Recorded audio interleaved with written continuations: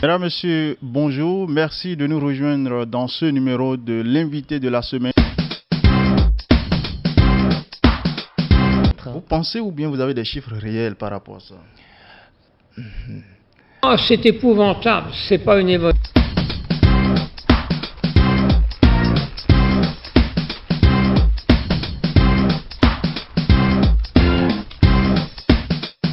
Mesdames, Messieurs, chers téléspectateurs, fidèles du plateau de l'invité de la semaine, vous êtes les bienvenus. Merci une fois encore de nous renouveler votre fidélité. Pour ce numéro, on reçoit un invité. Il s'agit de Aboubakari Moussa Koffé, ancien conseiller municipal au niveau de la ville de Parakou, expert en développement communautaire, aménagement du territoire et gouvernance locale.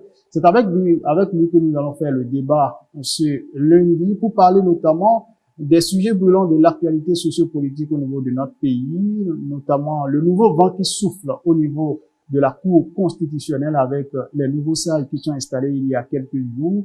On parlera également de l'évolution du débat au niveau de l'institution parlementaire. Je veux parler de l'Assemblée nationale où depuis février, vous le savez, on ne parle plus d'une assemblée monocolore, mais on parle de l'entrée en jeu d'un parti de l'opposition, notamment les démocrates, qui, vous le savez également, animent le débat politique depuis quelques jours. Et avant de finir, on lui donnera l'occasion de donner sa lecture du niveau de développement de la ville de Parakou en tant qu'ancien conseiller municipal.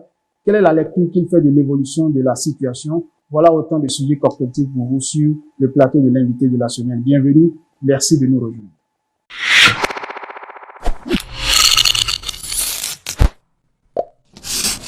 Retour en plateau maintenant avec mon invité du jour, Aboubakari Moussa Koffé, bonjour. Bonjour.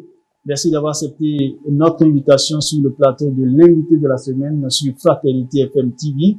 Je le disais tout à l'heure, vous êtes ancien conseiller municipal au niveau de la ville de Parakou. Vous êtes expert en gouvernance locale, aménagement du territoire et puis développement communautaire. Avec vous, on s'intéresse d'abord à l'actualité sociopolitique dans notre pays. Vous le savez, depuis quelques jours déjà, il y a un nouveau vent qui souffle au niveau de la Cour constitutionnelle de notre pays avec l'installation des 7 nouveaux sages. À leur tête, il y a le professeur Dorothée Sosa. De votre position d'acteur averti de la politique et de tout ce qui va avec l'évolution de la gouvernance au niveau de notre pays, quelle est la lecture que vous faites du profil et notamment, avant de venir parler des défis qui attendent cette nouvelle équipe? Merci beaucoup, Ndachida Kapo. Je pense que c'est vraiment une fierté pour moi. Je suis très heureux par rapport à ceux-là qui ont été nommés et qui poursuivent les 7 sages de la Cour constitutionnelle. J'avoue que c'est des personnes que, pour la plupart, que j'ai connues et qui ont le mérite par rapport à leur carrière, à leur CV. J'avoue que le président de la République ne s'est pas trompé et l'Assemblée ne s'est pas trompée en choisissant ces 7 personnes que je connais très bien. Je crois qu'aujourd'hui, ce qui nous reste, c'est par rapport à leur mission, une mission régalienne. Tout le peuple a le regard fixé sur eux. Parce que c'est après tout, leur décision est sans recours. Ça veut dire qu'ils ont l'ultime responsabilité de conduire le pays pour des lendemains meilleurs. Donc, aujourd'hui, ils veulent jouer avec leur crédibilité. En fait, c'est de ça qu'il s'agit. C'est de quoi il s'agit. Ils vont prêter serment devant la République. Ils ont pris la responsabilité d'appartenir à cette institution. Les gens ne les ont acceptés. Ça veut dire qu'ils ont les épaules lourdes. Ils vont mesurer la portée de ce qui les attend.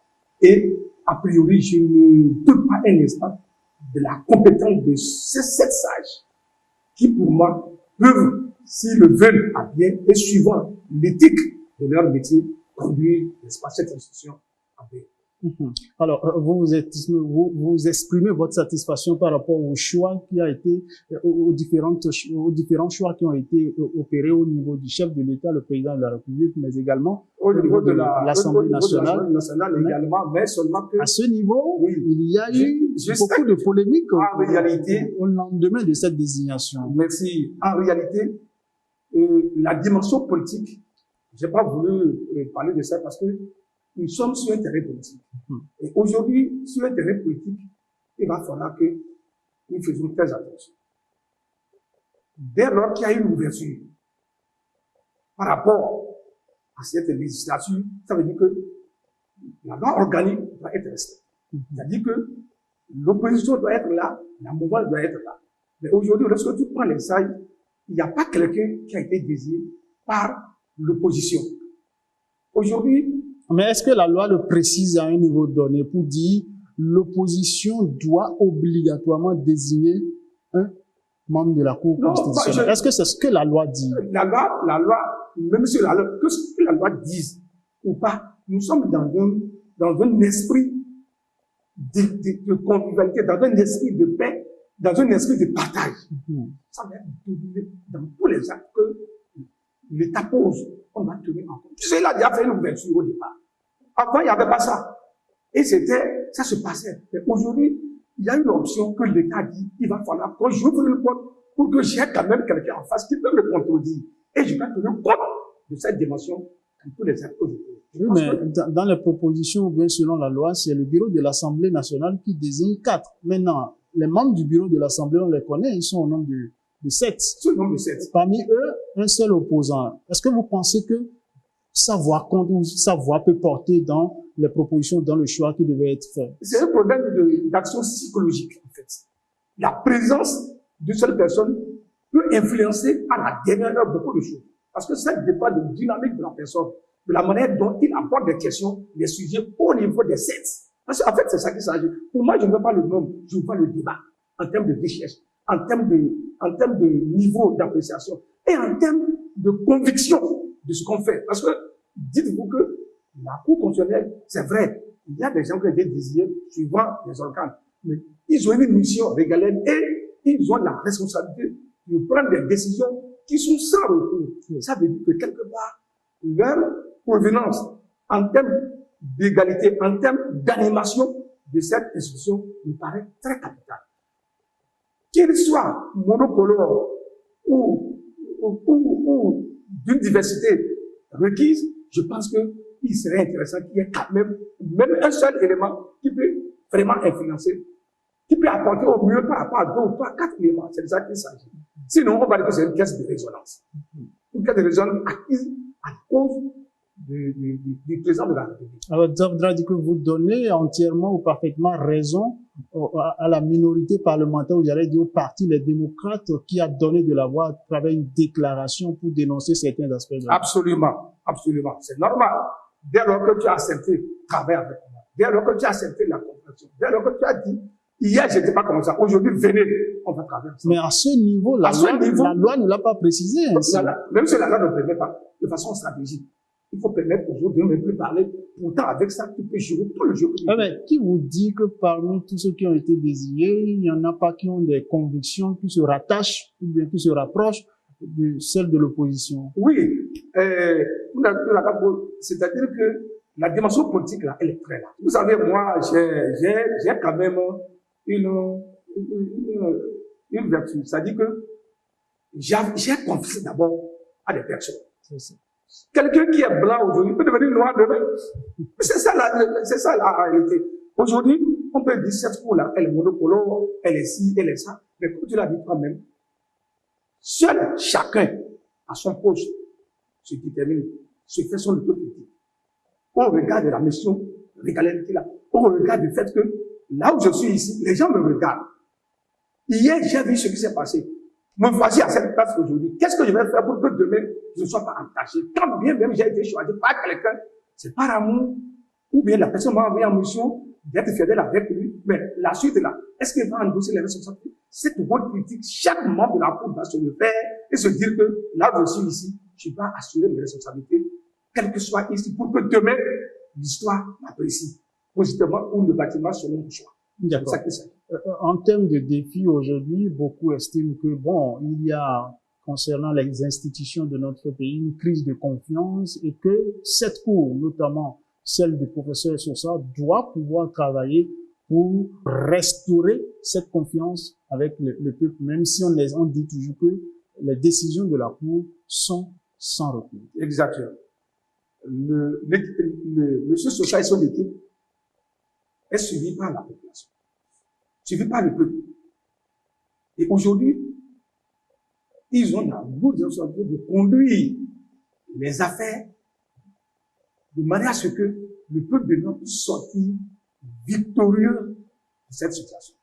Parce qu'il y a eu des défis, il y a eu des contradictions, il y a eu des interprétations, il y a eu des malentendus, il y a eu beaucoup de choses, et qu'aujourd'hui, en tant qu'arbitre, le seul arbitre, la seule institution qui peut rendre à l'aise le peuple béninois, c'est la Cour constitutionnelle. Donc, M. Sosa a vécu dans ce pays, depuis qu'il est institué jusqu'à ce niveau, il a vécu, il a occupé des postes et il a travaillé.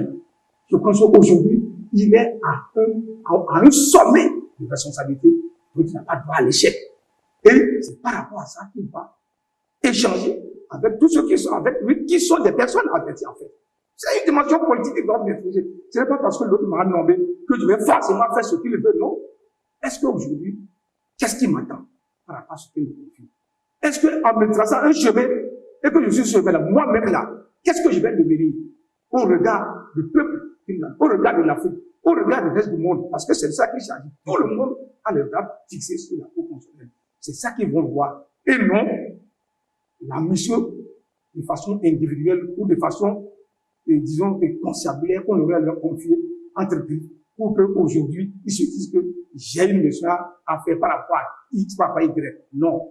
Je suis membre de la Cour constitutionnelle, j'ai mes obligations, le peuple m'attend, je dois aller jusqu'au bout pour que je sois fier de ce que j'ai fait. C'est de ça qu'il s'agit. D'accord. C'est bien noté. D'une institution à une autre, on va faire la transition pour atterrir au niveau de l'institution parlementaire où, vous le savez, depuis février également, c'est un autre vent, un nouveau vent également qui souffle à ce niveau. C'est vrai que le président Vlavono a été reconduit, mais aujourd'hui, à l'Assemblée nationale du Bénin, on ne parle plus d'une assemblée monocolore.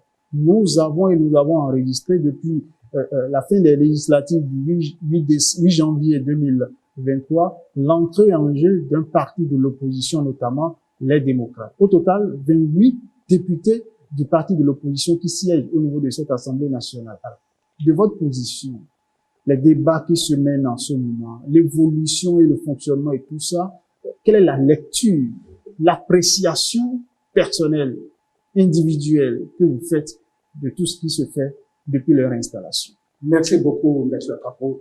J'ai l'impression, à mon humble avis, que les deux partis, le BR et le progressiste Renouveau, pensent être encore sur la peau d'hier de la 8e législature. En réalité, c'est ça que j'ai compris.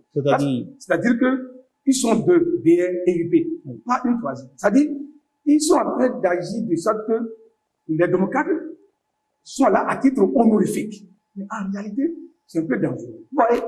Ou bien, je veux faire le jeu, je le fais, ou bien, je veux le faire, je le laisse.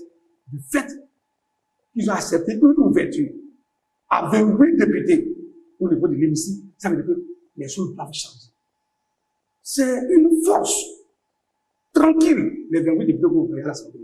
Ça ne peut pas se passer comme avant. D'abord, en matière de communication, ils sont très forts. Qu'on leur accorde des postes ou pas, le fait qu'ils soient des personnes averties, le fait qu'ils soient à l'Assemblée, qu'ils polarisent les débats, le fait qu'ils sortent et qu'ils disent à l'oiseau, voilà là où vous conduisez, c'est déjà vraiment, c'est déjà très important. Et par rapport à ça, je les considère comme les 28 là, comme majorité à l'Assemblée. Pour moi, c'est déjà un grand pas en matière de démocratie par rapport à la présence des démocrates au niveau de l'Assemblée. Mais que l'autre côté accepte de les intégrer dans une dimension collégiale pour faire même leur jeu politique, ça ne l'empêche pas de leur jeu. On leur accorde les postes de président de la commission, les postes au niveau des décisions. En quoi ils ne peuvent pas faire leur jeu? S'ils disent que le chien aboie, la caravane passe, mais le chien ne viendra pas boire dans la caravane. C'est ça la question qu'ils ne comprennent pas. Parce qu'à la lutte, on voit les choses. Lorsqu'on regarde l'horizon. Donc, cette assertion où on dit que le chien aboie, la caravane passe, quels que soient les cris, les déclarations, les tapages que feront les députés de la minorité parlementaire, nous, on va pouvoir avancer. Vous dites qu'il y a un risque là, parce que le chien qui aboie peut, à un niveau donné, se décider de mordre la caravane. La caravane, ça veut dire quoi? Comme je l'ai dit, dans les résultats là, ils ont des frères, on disait des biens et des UP. Les UP ont des amis personnels au niveau des démocrates. Oui. Ça veut dire quoi? Ça veut dire que rien ne se passera encore comme ce fait. Ça, c'est vrai. Deuxièmement, tout ce qui se dessine en matière de stratégie de l'État par rapport aux événements qui vont venir en 2026, les gens sont déjà au courant. Est-ce que vous voyez? Les décisions que les gens sont de prendre là, déjà les démocrates sont informés. C'est ça que les gens doivent comprendre. Donc, en composant avec eux, ils peuvent les faire taire. En composant avec eux, ils peuvent les tirer pour dire, vraiment, on comprend, restez tranquille. Voilà, est-ce qu'ils avancent? Mais lorsqu'ils veulent faire la politique de l'exclusion, ça va leur coûter extrêmement cher. Quelle que soit quelle que soit la stratégie qu'ils vont mettre en place, pour se dire que nous, on est majoritaire, nous allons jouer avec nos majorités, rien ne peut se passer. C'est faux. Ils ont menti. Qu'ils prennent la mesure de ce qu'ils font dès maintenant pour que leur stratégie de 2026 soit réfléchie, soit mûrie de manière à ce que qu'ils ne laissent pas les autres prendre le dessus, malgré qu'ils soient 28. Parce que les 28 là, ils dépassent, moi je dis, la majorité des biens réunis. Hein. C'est ça la question. Lorsque tu vois l'éléphant qui est debout et qu'il laisse un petit tas de fourmis rentrer dans son nez, il ne peut pas respirer. Hein. Il ne peut pas respirer. Et c'est dangereux. Il risque même de mourir. D'accord. Oui, mais vous avez dit que l'entrée en jeu des démocrates au niveau de l'Assemblée nationale, pour vous, c'est en quelque sorte le retour aux valeurs démocratiques au niveau de notre pays, ce que vous appréciez notamment. Mais est-ce que vous ne pensez pas, vous ne pensez pas qu'ils exagèrent, ces démocrates, à travers les déclarations, les recours, les rejets, en 3, 4, 5 mois, tout ce qui se fait là, est-ce qu'ils sont en phase avec les attentes légitimes de leur base? C'est le peuple que les gens envoient là-bas. Et quand ils ne vont pas crier pour dire, attention, voilà ce qui se passe au niveau de l'Assemblée. Voilà ce que les gens font de nous. Le peuple doit entendre. La blague pour que ils ont demandé, avant-hier, qu'ils aillent au niveau de la mairie pour se faire écouter par la population en faisant citer le maire a refusé. Ils sont partis à l'Assemblée. Le président de l'Assemblée a refusé. Ils sont occupés de l'esclavage. Mais, qu'on le veuille ou non, ce qu'ils veulent, c'est passé. Le peuple a entendu. Ils ont lancé des appels. Mais ça a un impact sérieux sur les événements qui vont venir. Pensez-vous réellement que ces cris, cet appel, ces sorties multipliées de temps en temps, ça va impacter quelque chose, ça pourrait changer quelque chose dans les choix politiques de l'exécutif bien du pouvoir en place? A priori, on ne peut pas dire non. Puisqu'aujourd'hui, tout ceci se passe, comme on dirait que c'est moi qui suis majoritaire, c'est moi qui domine. Mais au regard des événements qui vont venir, ou à moins qu'il n'ait pas consulté le peuple, à moins qu'il n'ait pas consulté le peuple, s'il faut aller consulter le peuple par rapport à certaines questions, nécessairement, la réaction des démocrates va porter en termes de légitimité et même en termes de légalité. Ça va porter. Qu'est-ce qui va se passer? Au sein des démocrates même, au sein des BR et des UP Renouveau, c'est que il y a un certain nombre de comportements avec lesquels il faut compter. Est-ce que réellement, tous ces députés BRUP sont vraiment acquis à 100% à la cause de ce qu'ils font? Est-ce que quelque part, ils ne s'interrogent pas au regard de ce qu'ils voient, dehors, au regard de ce qu'ils ressentent eux-mêmes? Parce que c'est un sentiment général, un mouvement d'ensemble qu'on doit voir par rapport à l'horizon et par rapport à ce qui va arriver. Donc, ne dites pas que les députés BRUP sont acquis complètement à la cause de la mouvance présidentielle. Non, mais aujourd'hui, c'est un problème de torture. La torture dans sa carapace, c'est lui seul qui sait ce qu'il y a dedans. On va les serrer seulement. Donc, a priori, c'est le piège qui attend la majorité. Les démocrates ont dans leur rôle de dénoncer, ont leur rôle d'apporter la vérité au peuple qui les a élus, qui se sentent légitimes. Ils doivent rendre compte au peuple qui les attend. Et c'est leur seul salut pour que le lendemain leur soit meilleur par rapport à ce peuple qui les a choisis. Justement, pensez-vous qu'en leur sein, il y a une sérénité absolue, ou c'est-à-dire les 28 pourront réellement tenir le pari, rester ensemble, unanimes jusqu'au bout, ou bien, attention, en politique, tout est possible, on pourrait avoir des départs, des déballages, des sorties ou autres. Vice versa, ça dépend de la vie de chacun.